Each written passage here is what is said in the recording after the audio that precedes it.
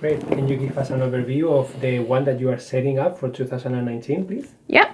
So I love the journal size. It was the perfect amount of page numbers, which, took some time to figure out.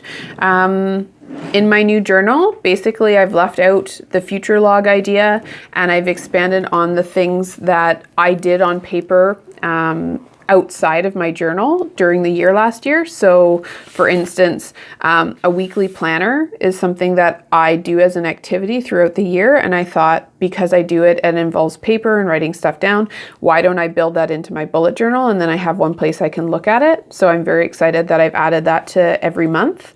Kind of when I have this month at a glance page and the place where I dump all the stuff from my brain, I now have as well this weekly planner where I can see and visualize how I want my weeks to kind of look. It's not something I'm a slave to, it's just something that I aspire to get done. And then the only other thing that I'm adding in is this quarterly exercise that both Emilio and I do, and that's building out our creations. And I thought, again, it's something that I do always on paper, and I didn't do it in this journal. So I wanted to build it into the journal so that I'd have all my things in one place.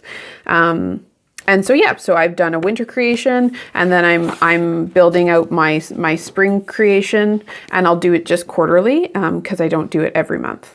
And that's as far as I've gone. I did keep a list in my my old journal of things I wanted to add in. Just at the end of the year here, I have it. So yeah, I've made sure I have a monthly habit tracker. I want my ideal week, so that visualization, and I want to make sure I have pages for blog posts. So when I get inspired about ideas for blog posts, I actually have a bit more space in my journal for that. Cool.